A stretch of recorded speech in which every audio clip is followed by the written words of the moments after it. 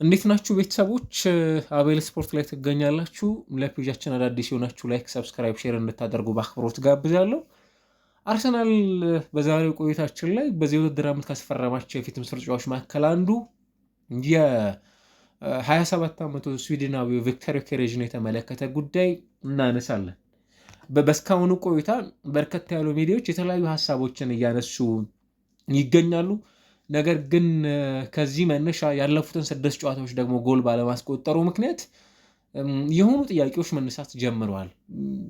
ከዚህ መነሻ የአርሰናል ሁለት ትላልቅ ሰዎች የቡድኑ ዋና አሰልጣኝ ሚኬል አርቴታና ሌላ የቡድኑ ወሳኝ ተጫዋች ቡካዮ ሳካ ነው በአርሰናል በእስካሁኑ ቆይታ እያሳለፈው የሚገኘው ጊዜ ከጎሎች ባሻገር ያለው አስተዋጽኦ እጅግ በጣም መልካም ነው የሚባል ሀሳቦችን በማንሳት ላይ ይገኛሉ። የሳምዲን አንድ ጽሁፍ ግን ምን ይለናል? እስካሁን ድረስ ይህንን ተጫዋች ኢቫሉዌት ለማድረግ የምንወስዳቸው የጌም ሳምፕል ሳይዞቻቸው በጣም ጥቂት ናቸው። 10 ሳምንታት በቡድን ውስጥ ይቆይ እንጂ ያደረጋቸው መርሃ ግብሮች እንዲሁም ደግሞ ቆይታዎቹ የእሱን ቆይታን በተመለከተ ሊወስኑ የሚችሉ የጨዋታ መርሃ ግብሮችን አድርጓል ብለን ለመወሰን ወይንም ጀጅ ለማድረግ እጅግ በጣም አስቸጋሪ ነው። ነገር ግን ከእስካሁኑ ቆይታ አንጻር ምንን ልንረዳ እንችላለን ቪክተር ዮኬሬዥን በተመለከተ የሚሉ ሀሳቦች ይነሳሉ። ኦፍኮርስ ገና ሲመጣ ብዙ ኤክስፔክቴሽኖች ነበሩ። እንደምታስታውሱት 14 ቁጥር መለያ በአርሰናል ቤት ውስጥ ተረክቧል። ይሄ ደግሞ ባለፉት ጥቂት ዓመታት ያልተሳካ ነበር። እንደነ ቲዮ ዋልኮት ከዛ ባለፈ ፒየር ኤምሪክ ኦባሜያንግ፣ ኤዲን ኒኬታ ያሉ ተጫዋቾች የለበሱት መለያ ቁጥር ነው። ግን ደግሞ በአርሰናል ቤት ውስጥ የአርሰናል የታሪክ ባለቤት ከሆኑ ተጫዋቾች መካከል የአርሰናል ብቻ አይደለም መላው የአውሮፓ እንዲሁም የዓለማችን እግር ኳስ የተመለከታቸው አስደናቂ ከሚባሉት መካከል ቴሪ ኦንሪ በዚህ መለያ ደግሞ በእንግሊዝ ፕሪሚየር ሊግ ታሪክ መስራት የቻለ ተጫዋች እንደነበር ይታወሳል። ይህንን ቁጥር ሲሰጠውም አንድ ይጠበቅ የነበረው አርሰናል በጣም ይፈልገው ከነበረው ተጫዋች መካከል አንዱ እንደነበር እንረዳለን።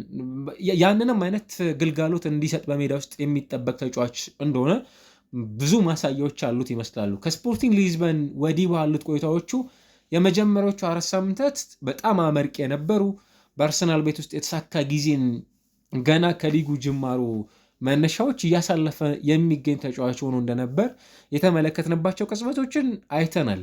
በዛም ብዙሃኑ የአርሰናል ደጋፊዎች ትክክለኛ የፊት መስመር ተጫዋች ከሩቨን ቫን ፐርሲ በኋላ ያገኘ ነው ተጫዋች ሲሉም የገለጹበት ይመስለኛል። ከዚህኛው ዝውውር ጋር በተያያዘ በአርሰናል በሁሉም ውድድሮች በእስካሁኑ ቆይታው 10 መርሃ ግብሮችን አድርጓል። ቀደም ሲል እንዳልኩት በመጀመሪያዎቹ 4 ጨዋታዎች 3 ጎሎችን አስቆጥሯል።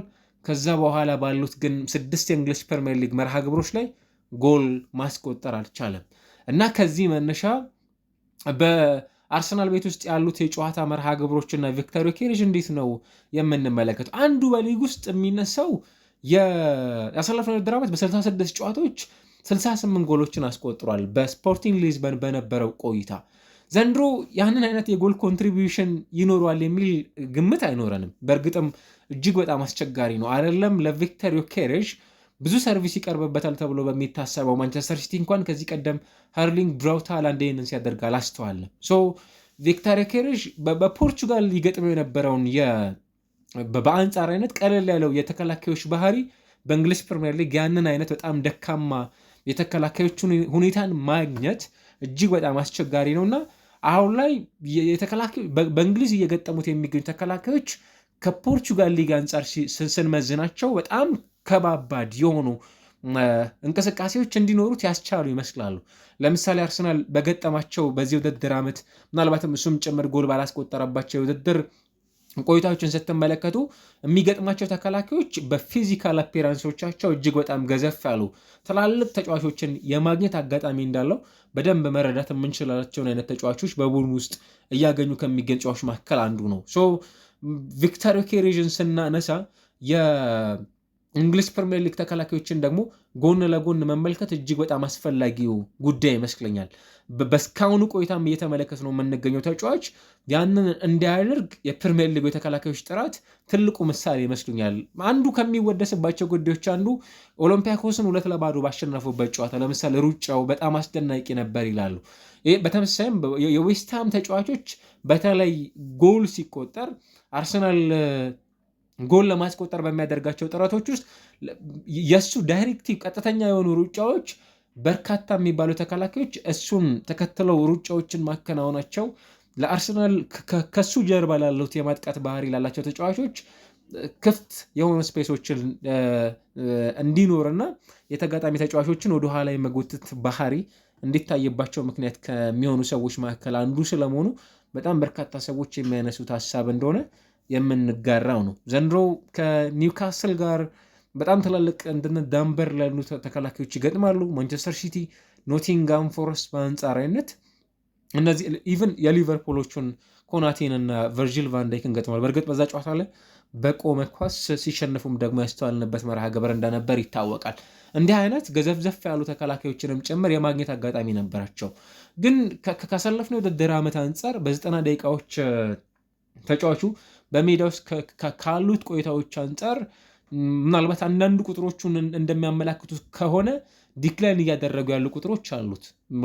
ለምሳሌ በስፖርቲንግ ባሳለፍነው የውድድር ዓመት በ90 ደቂቃዎች ውስጥ የሚይዛቸው የኳሶች መጠን ወደ 36 አካባቢ የሚጠጉ ነበሩ። ዘንድሮ ወደ 24 አካባቢ ወርደዋል። እነዚህን ቁጥሮች ስንመለከታቸው ይሄ ቀደም ሲል እንዳለው በፕሪሚየር ሊግ ውስጥ ያሉ የተከላካዮች ጥራት፣ ከዛ ባለፈ ደግሞ እንዲህ አይነት የፊት መስመር ተጫዋች ሊያገኘው የሚፈልገውን የድሪብሊንግ ታይም ከዛ ስፔሶችን ፍጹም ደግሞ ማግኘት እንዳይችልም ጭምር የሚያደርጉት እንደሆኑ በደንብ መረዳት እንችላለን። ተጫዋቹ ቢያንስ ወደ 10 ያርድ አካባቢ የሚጠጉ ርቀቶችን ድሪብል እያደረጉ ወደ ተጋጣሚ ሳጥን ውስጥ የመግባት እንቅስቃሴዎችን ከሚያስመለክቱ ተጫዋቾች መካከል ይነሳል። ዘንድሮ ይሄ በአቨሬጅ ከዚህ ቀደም ከነበሩት እንቅስቃሴዎቹ በአንጻራዊነት ቀንሰዋል ተብለው ይነሳሉ።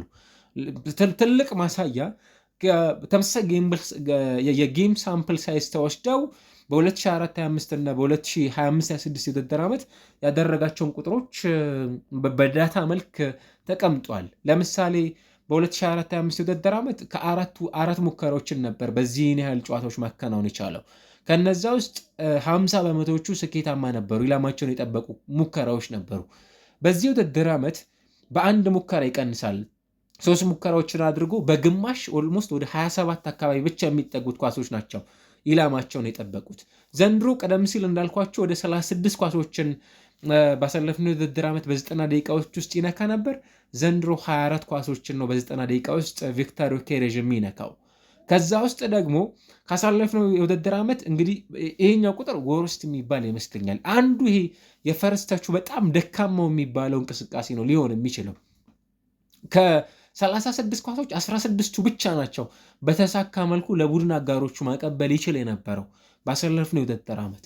ዘንድሮ ደግሞ ከ24ቱ 7 ኦልሞስት 17 የሚጠጉት ኳሶቹ የሚበላሹበት አይነት ተጫዋች ነው። የተሳኩ ኳሶች ምናልባት በኮንቨርዥን ሬቶቻቸውን ስንመለከታቸው ቁጥሮቹ እያነሱ ይመጣሉ። የስፖርቲንግ ሊዝበን ከአርሰናል አንጻር ስንመለከታቸው ቅድም እንዳነሳ ነው። ግን እዚህ ጋር መዘንጋት የሌለብን የስኮቲሽ ፕሪሚየርሺፕ እና እንግሊዝ ፕሪሚየር ሊግ አንድ በጣም በተለያየ መልኩ ልንመዝናቸው የሚገቡ ናቸው።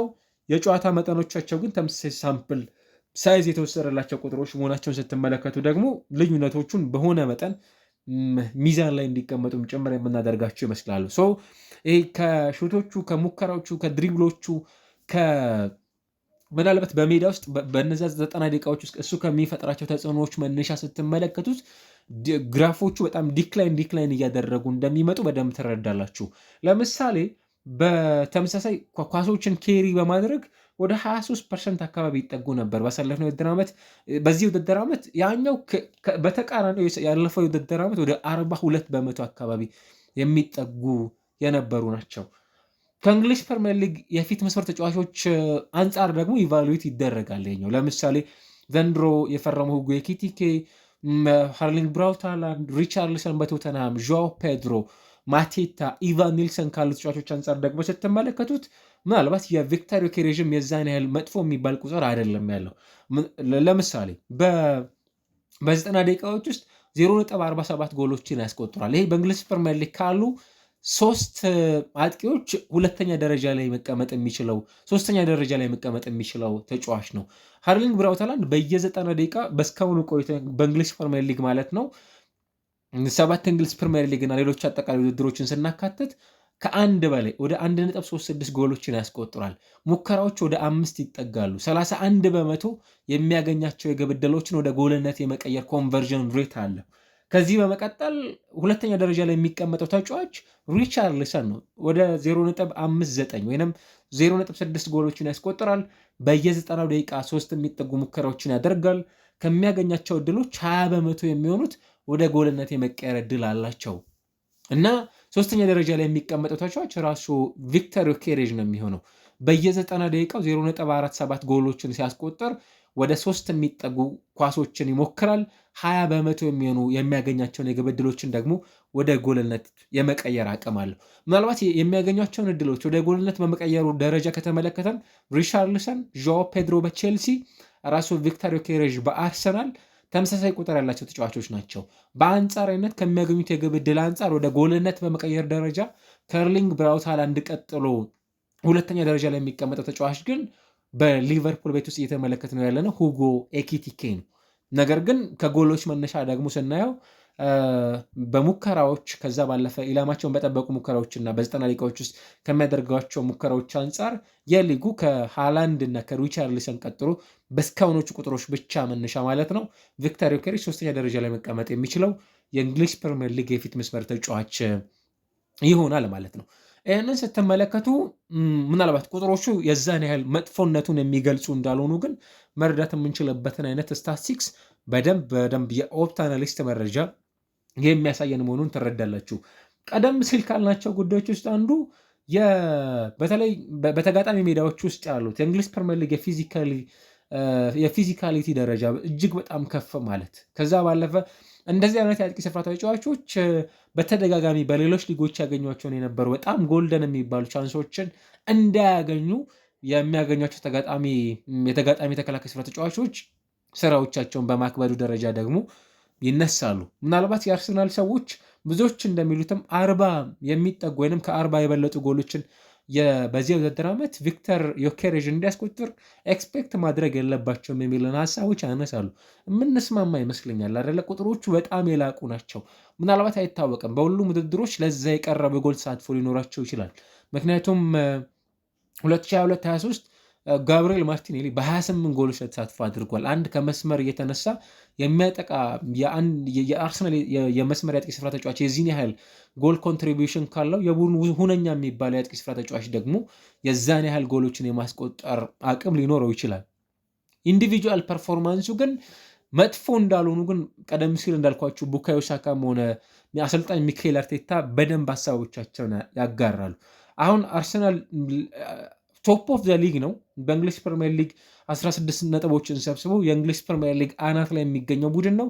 ለዚህ ውጤት መምጣት ደግሞ በቀጥታ ለቡድኑ አስተዋጽኦ እያበረከቱ ከሚገኙ ተጫዋቾች መካከል አንዱ እርሱ ነው ሲል ቡካዮ ሳካ ለዚህ የቡድን አጋሩ በደንብ ሀሳቡን ያጋራል። ስለዚህ እንዲያውም he is a big part of the reason we are winning these games የሚል ሀሳቡንም ጭምር ነው የሚያነሳው በተለይ ትላልቅ በሚባሉ መርሃ ግብሮች ላይ።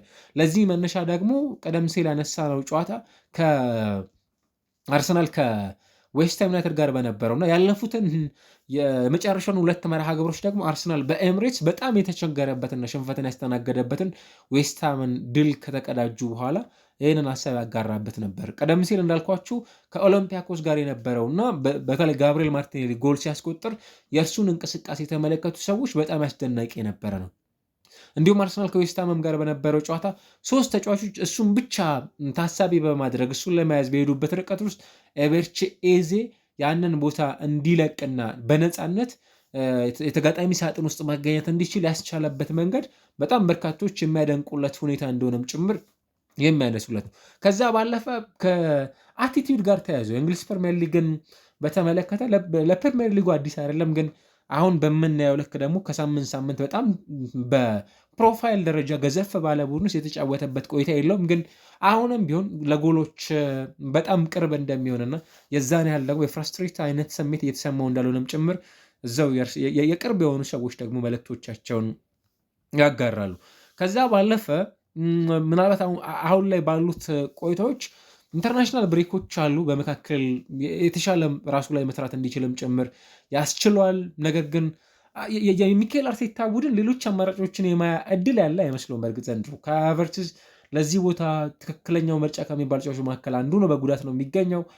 ጋብርኤል ሱስ ሌላው በጉዳት ውስጥ የሚገኝ ተጫዋች ነው። ሚካኤል ሜሪኖ ኦፕሽናል በተለያዩ አጋጣሚዎች ለዚህ ቦታ ያጩታል። ነገር ግን ቪክተር ዮኬሬዥ ባሉባቸው መርሃ ግብሮች ደግሞ ሌሎች ተጫዋቾችን ወደዚህ ሜዳ ሲያመጡ አናስተውልም። ለሆኑ ያህል ጊዜያቶች ግን ምናልባት ተስፋ ማድረግ መጠበቅ ተጫዋቹን በተመለከተ አሁን ላይ እያስመዘገባቸው የሚገኙ ውጤቶች ትክክል አይደሉም እና ጎል እያስቆጠረ ባለመሆኑ ምክንያት መተቸት አለበት፣ ወደ ተጠባባቂ ወንበር መውረድ አለበት የሚል አመለካከት ብዙሃን እግር ኳስ ቤተሰቦች የሚስማሙበት እንዳልሆነ በደንብ የምንጋራው ውሳኔ ይመስለኛል። ቪክተር ዮኬሬዥ በስካሁኑ ቆይታው አንድ የፊት መስመር ተጫዋች ጎሎች ጠመውበታል። ምንም ነገር ጥያቄ የለውም።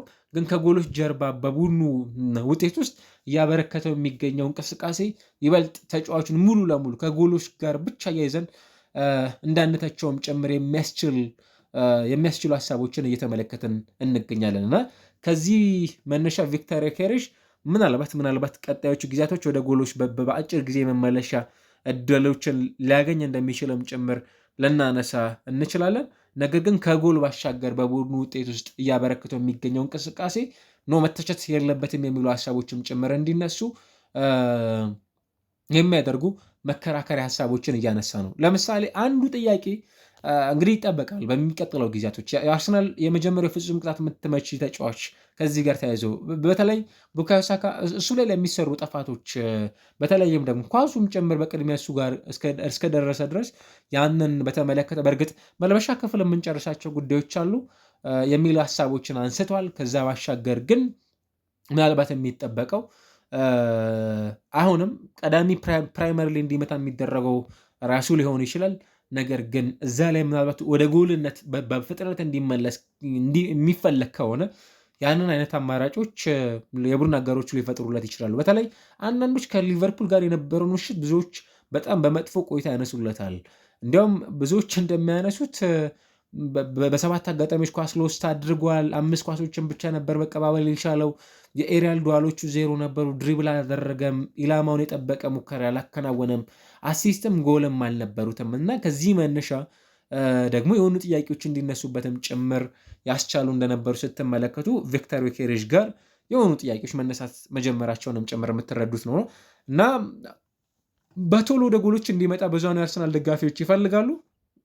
ካሉ ትችቶች አንጻር የእንግሊዝ ፕሪሚየር ሊግም የሚዲያው ኖይዚነስ በደንብ የምታውቁት እንደሆነ ይታወቃልና ጥያቄዎች አሉ። ግን እነዛን ጥያቄዎች መመለስ የሚችልባቸው ከፊቱ ያሉ ጊዜያቶች እንዳሉ ሁሉ አርሰናል ይህንን ተጫዋች እንታገሰው የሚል ሀሳብ ያለ ይመስላል። በቡድኑ በኩል እስካሁን ድረስ የተንጸባረቁ የሚገኙ ጉዳዮችና የእናንተ እይታ ቪክተር ዮኬሬዥን በተመለከተ ምን አይነት ነው የሚለውን እንድታጋሩኝ ጠይቃለሁ። መልካም ጊዜ እንዲሆንላችሁ እመኛለሁ። ሰላም ሁኑ።